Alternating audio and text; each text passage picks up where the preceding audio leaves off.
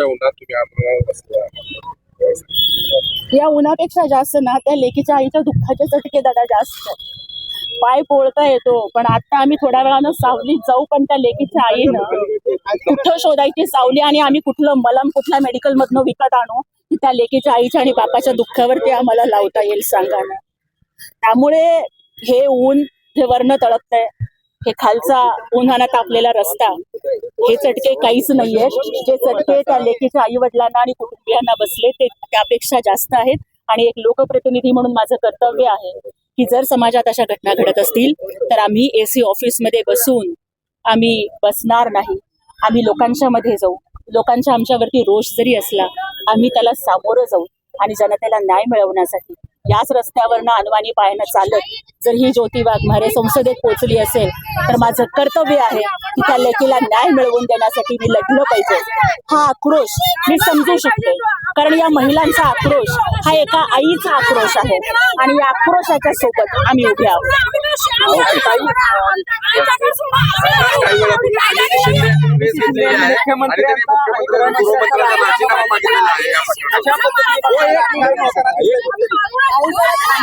दादा, मला वाटतं की या वेळेला राजकारण करण्याची, पक्षाचं हित बघण्याची वेळ नाहीये. ही वेळ एक लेक म्हणून, एक आई म्हणून, एक बाई म्हणून न्यायासाठी लढण्याची हो. ताई, आपण सुद्धा एक महिला आहात आणि जर आज सोलापूरच्या सगळ्या महिला उन्हातानात बसलेल्या आहेत तर कुठेतरी बसून प्रेस घेण्यापेक्षा मग त्या आज या आंदोलनात का सहभागी झाल्या नाहीत हा आमचा त्यांना सवाल आहे. ही वेळ राजकारण करण्याची नाही, ही वेळ राजीनामे मागण्याची नाही, ही वेळ त्या नराधमाला फासावर लटकावण्याची आहे. आणि त्याच्यासाठी पक्ष, राजकारण सगळ्या गोष्टी बाजूला ठेवून बाई म्हणून कधी आपण एकत्र येणार आहोत का नाही, आई म्हणून कधी आपण एकत्र येणार आहोत का नाही. अरे, राजकारण करायला खूप दिवस पडले, तो निवडणुका खूप लांब आहेत. आता तरी माणूस म्हणून आणि आई म्हणून व्यक्त व्हा, एवढीच विनंती आहे. बदलापूरमध्ये ज्या पद्धतीने एन्काउंटर करण्यात आलेला होता तशा पद्धतीचं काही होण्याची अपेक्षा. बदलापूरला अक्षय शिंदेला ठोकला होता. शिंदे साहेब मुख्यमंत्री होते. आता मुख्यमंत्री देवेंद्र फडणवीस साहेब आणि उपमुख्यमंत्री एकनाथ शिंदे साहेबांनी सांगितलंय की जोपर्यंत नराधमाला फासावर लटकवलं जात नाही तोपर्यंत आम्ही शांत बसणार नाही. आम्हाला विश्वास आहे की महाराष्ट्रातल्या बहिणींना आणि लेकींना ते न्याय मिळवून. महाराष्ट्र राज्यामध्ये असेल, केंद्रामध्ये, संसदेमध्ये असेल, हा आवाज उठवून आपण या बालिकेला यासारख्या अनेक या पोटतिडकीने आलेला आहात सगळेजण. आणि सगळ्यांना असं वाटतंय की ही लेक आपलेच कोणाची तरी लेक आहे, आपलीच नात आहे, आपलीच मुलगी आहे. ते जिव्हाळ्याने आपण सगळेजण इथे जमलेलो. याचा निर्घृण प्रकार करणाऱ्या माणसाला फाशी तर नक्की झालीच पाहिजे.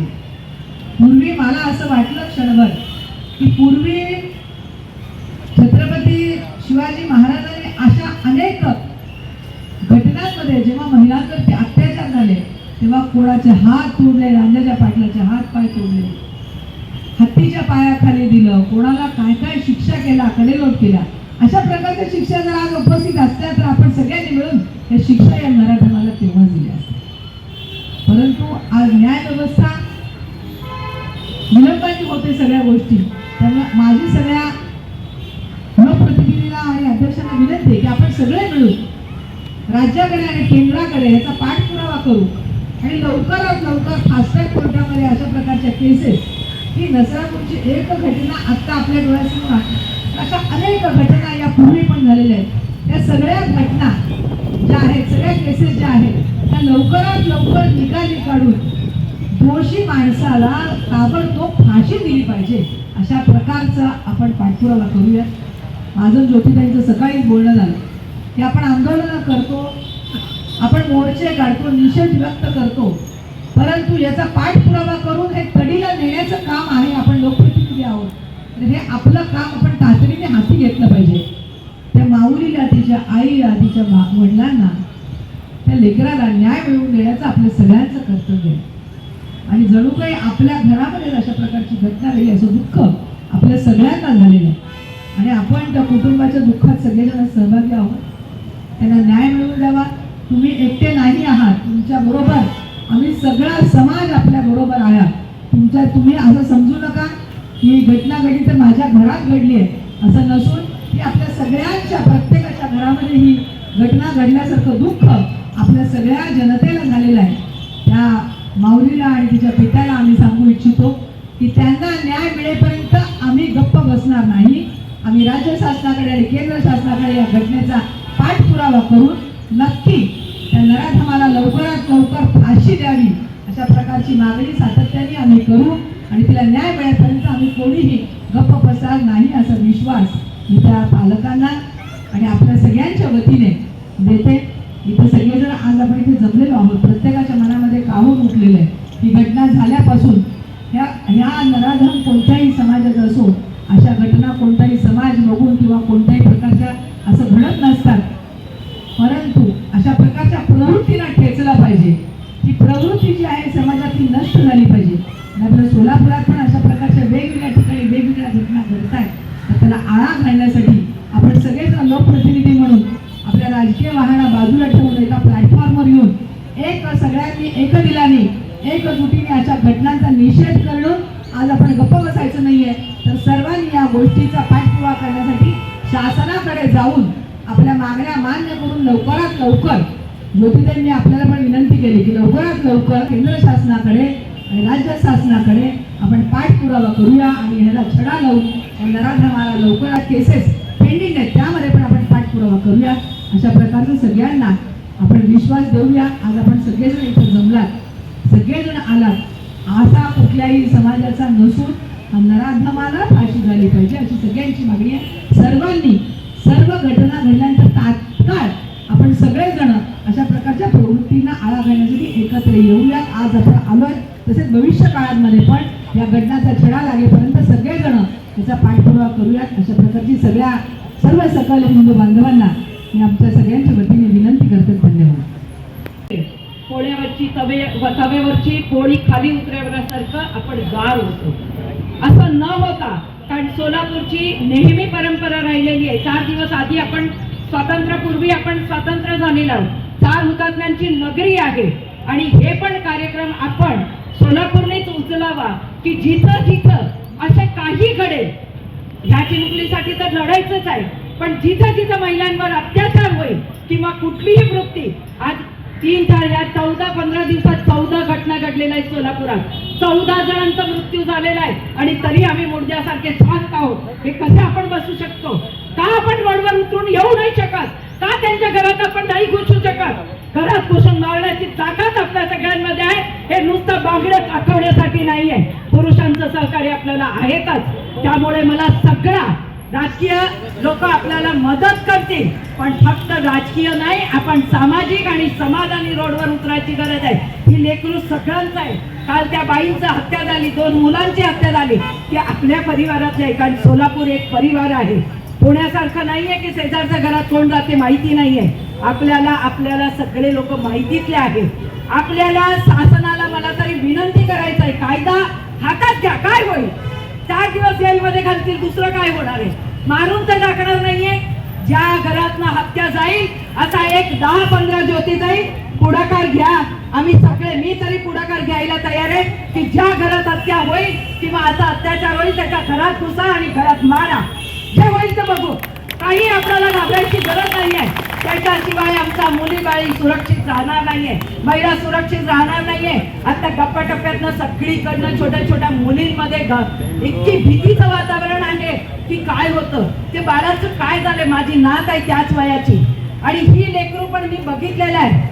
कारण चौकडातलं ह्याच्यातलंच हे लेकरू आहे. त्याला बघितलेलं आहे. नात विचारती आजी याला काय झालं, काय उत्तर द्यायचं. या 4 वर्षाच्या मुलीला काय कळतं? डॉक्टर पासून महिला सुरक्षित नाही, पोलिसापासून नाही, टीचर पासून नाही, घरातला बाप पण हे कृत्य करायला कमी करत नाही. तेव्हा आपल्याला असं बसून चालणार नाहीये. आपल्याला सगळ्यांना उठावं लागेल आणि अशी आंदोलन करायला हे आज एकत्र आलोय तसे अशा वेळेला बाहेर या. सगळ्यांच्या मनातली जी संतप्त क्रिया आहे कारण असे प्रयोग केल्याशिवाय सोलापूरने आदर्श घडवून द्यावं की इथं आमच्या तिथं असले अत्याचार बंद झालेला आहे आणि त्याच्या महाराष्ट्राने धडा घ्यावा. आणि आत्ता या चिमुकलीला न्याय मिळायलाच पाहिजे. नराधमाला फाशी व्हायलाच पाहिजे पण ती त्वरित व्हायला पाहिजे. हे धाडस वाढत चाललंय. जी अराजकता मागत चालली ही कुठे तर संपवायची असेल तर याला दहशत बसणं गरजेचं आहे. आज सगळ्यांच्या भावना आहेत की याला भर रस्त्यात भर चौकात फाशी द्या. तर माझी अशी विनंती आहे की कोर्टाच्या माध्यमातून कोर्टाच्या तारखा होतील, कोर्टाचं वेगवेगळ्या पद्धतीने निर्णय होत जातील. पण या अशा नराधामांना तुम्ही गोळ्या घातल्या तरी तुम्हाला कोण विचारणार नाही आणि सगळी जनता तुमच्या बरोबर राहील.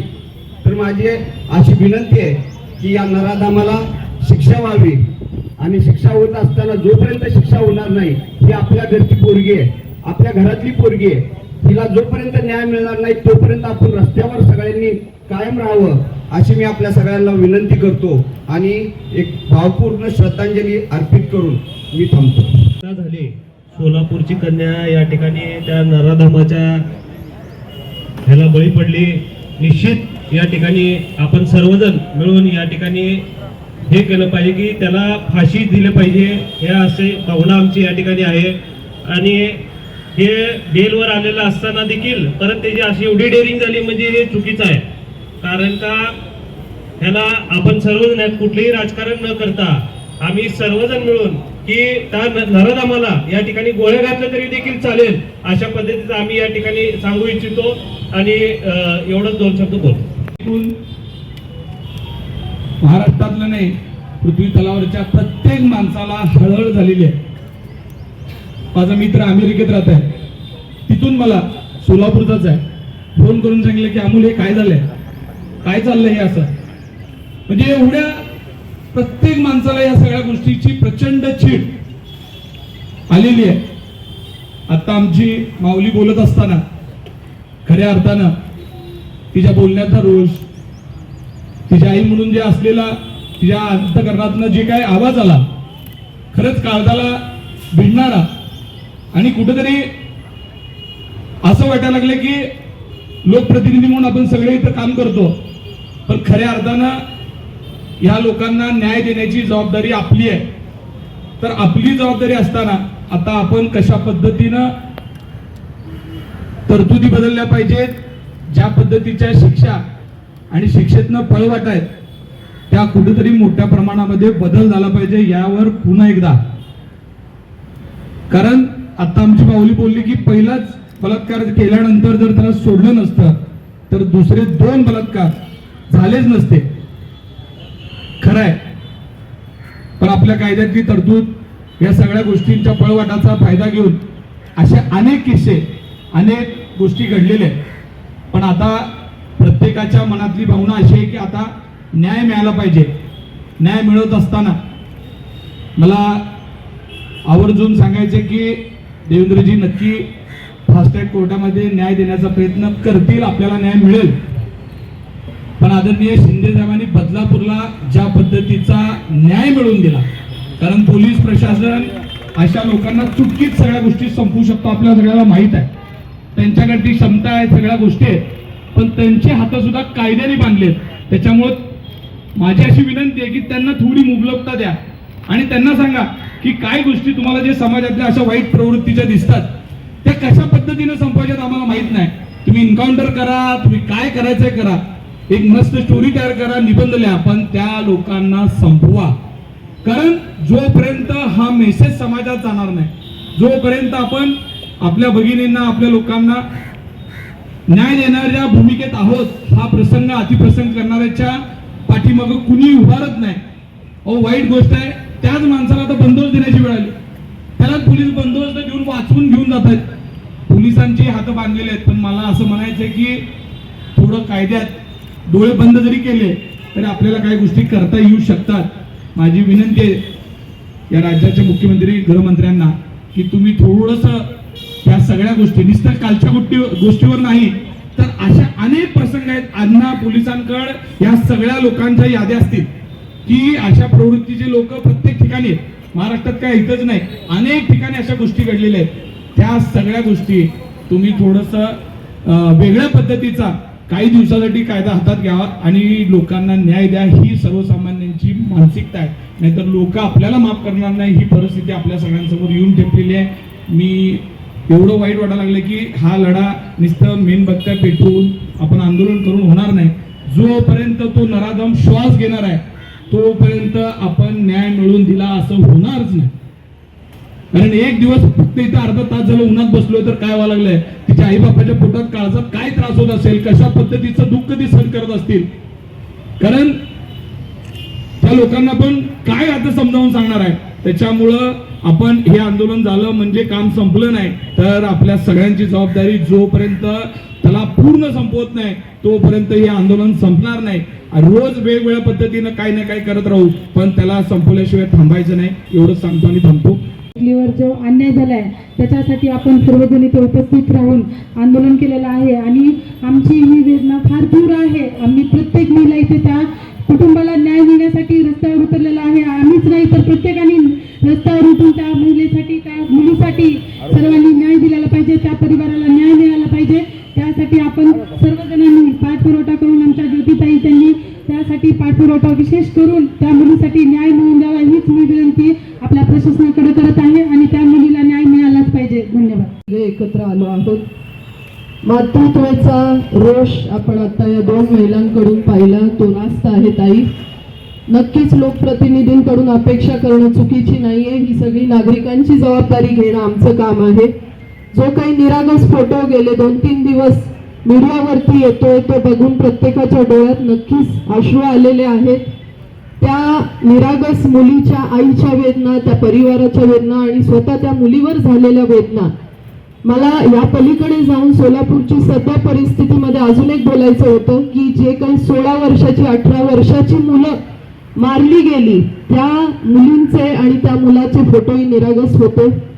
या मानवतेची क्रूरताचा कळस आपण आता सोलापूर जिल्ह्यात पाहिलेला आहे, ज्याचं खूप वाईट वाटतंय. पण आता आपण ह्या प्रसंगाला, या सगळ्यांच्या बोलण्यानंतर मला सांगायची अशी भावना उमटते की एवढ्याच महिला बास आहेत. आम्ही जिजाऊच्या लेकी आहोत. एक तलवार द्या, छाटून टाकायची ताकद आम्ही ठेवतो, कारण की ही वाट बघण्याची मनस्थिती आता कुणाची नाहीये. खरंच न्याय लवकर मिळायला पाहिजे. शासनावरती, राज्य शासनावर विश्वास आहे आणि नक्कीच कायद्याच्या चौकटीत लवकरात लवकर न्याय द्या. तोपर्यंत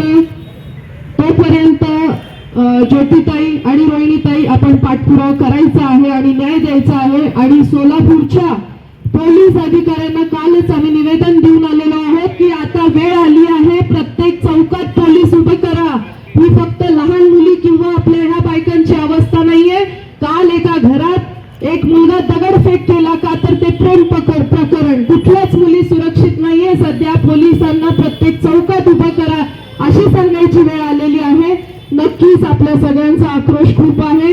मी इथेच थांबते. मनातल्या भावना खूप वेदनाशील आहेत. इथं 2 मिनिटं बोलायचं आहे. गेले 2-3 दिवस झालं माझी एक 4 वर्षाची मुलगी आहे, एक 10 वर्षाची मुलगी आहे आणि एक 13 वर्षाची मुलगी अपंग आहे. तर गेले 2 दिवस झालं मला सतत प्रश्न विचारतात, आई रेप म्हणजे काय असतो? काय सांगू मी त्या मुलींना? माझ्या मुली म्हणतात, आई शिवाजी महाराज नाहीयेत का? कालच शिवाजी छत्रपतीचा पिक्चर दाखवून आणला मी 2 दिवस झाले त्यांना.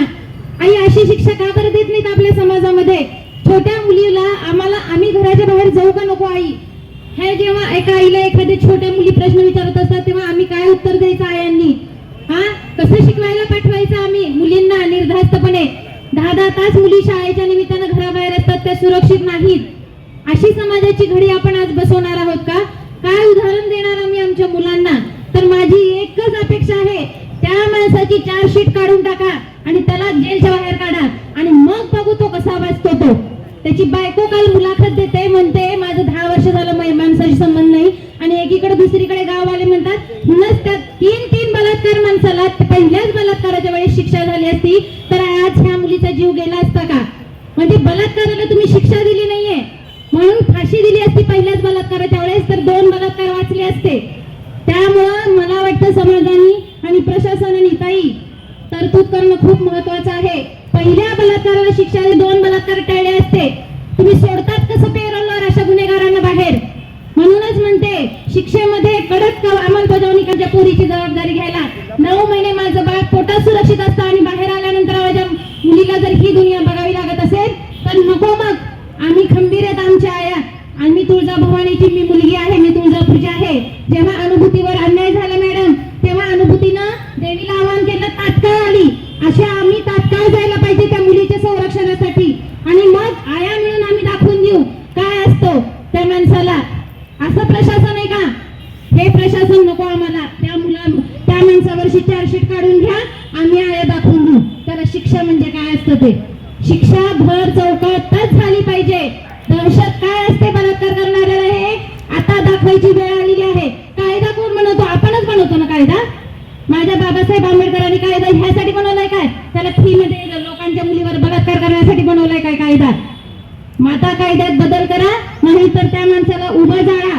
त्यांनी ज्या हाताने त्या मुलीला पकडले त्याचे हात छाटा. ज्या डोळ्यांनी त्याचे आनंद मिळवलाय ना ते डोळे काढा आणि असं त्याला करा की त्यांनी मरणाची भीक मागितली पाहिजे. आणि सगळ्या लोकांसमोर तुम्ही एक असं उदाहरण द्या की हे बलात्कार झाल्यानंतर अशी शिक्षा मिळते बाबा.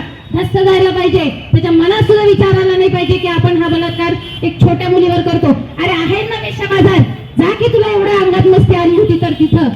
हा नालायक आणि नीच माणसांना फाशी द्यायलाच पाहिजे. आणि ती सुद्धा त्याचे अवयव छाटून भर चौकात त्यांनी अगदी त्याला मरणाची भीक मागून त्याला फाशी द्यायला पाहिजे.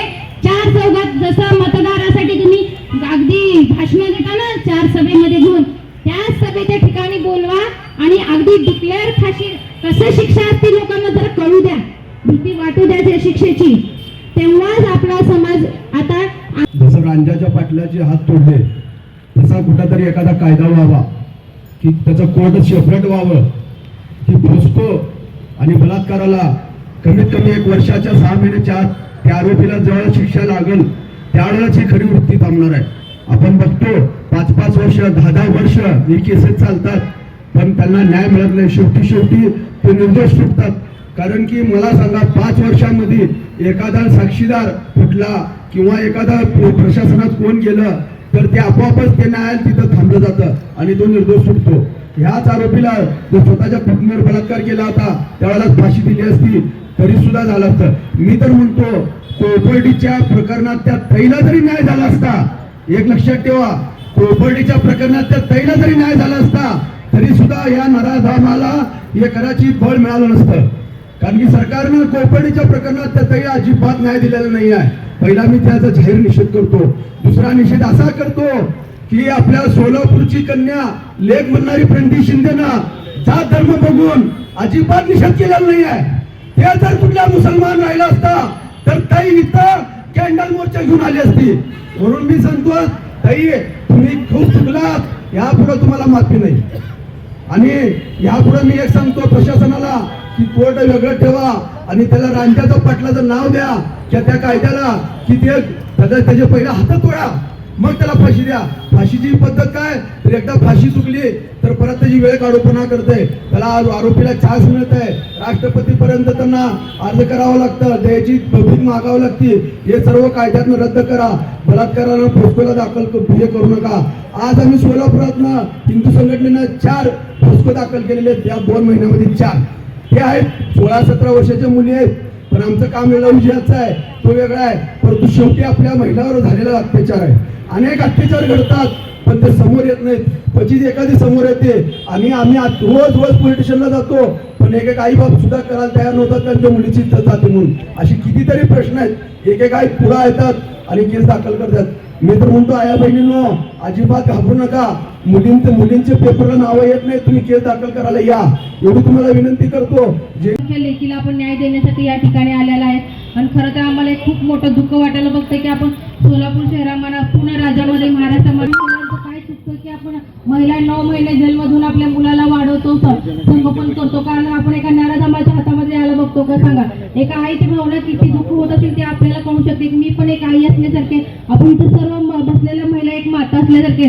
कारण की आपण 9 महिने 9 दिवस एका मुलीला पोटामध्ये ठेवतो, त्याला आपण जन्म देतो. ते जन्म देताना आपल्याला किती वेदना होतं ते आपण एक महिलेला जाणू शकतो. केवळ एक महिला समजू शकते की महिलाचा दर्द काय नाही आहे.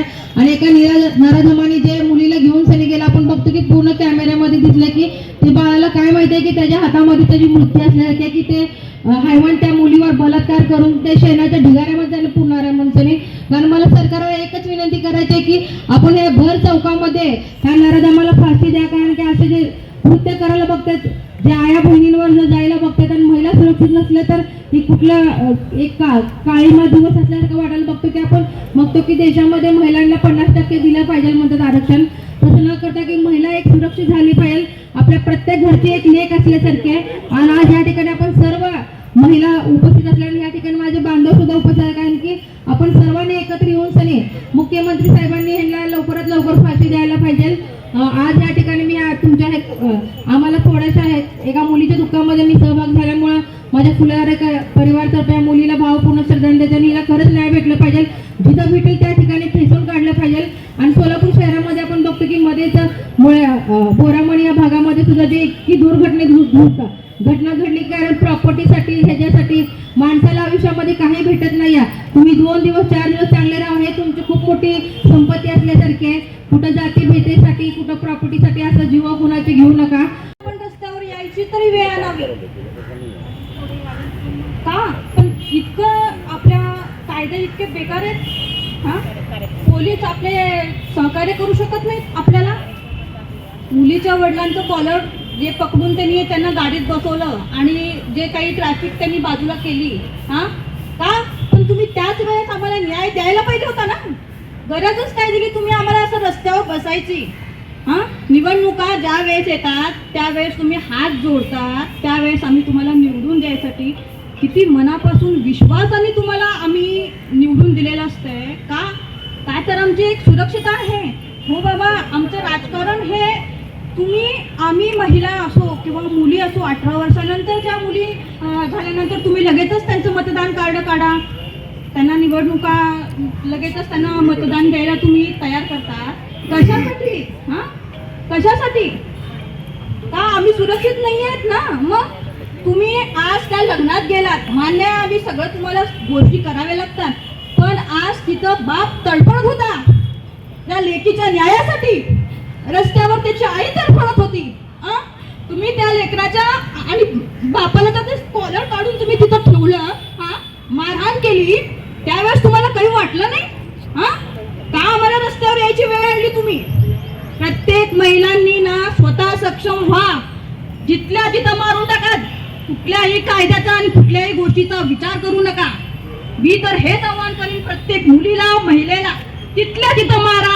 आल्यावर पोलीस फाशी दे, आम्हाला दे फाशी, तयार आहे आम्ही फाशी घ्यायला. पण आमच्या लेकींची जर अशी अवस्था झाली, काही सहन करणार करायचंच नाही.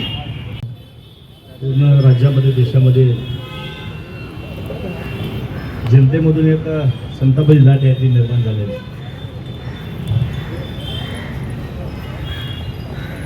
जी चिमुकले ती सोलापूरची नात आहे. आपण सगळे तिला न्याय मिळावा ह्या हेतूने सर्व रस्त्यावर आपण उतरलेला आहे. त्याच्यावर 3 गुन्हे होते. 3 गुन्हे असताना हा जी विकृती बघा, त्या चिमुकल्याला काय बोलता येत नव्हतं, सांगता येत नव्हतं. अशा चिमुकल्याला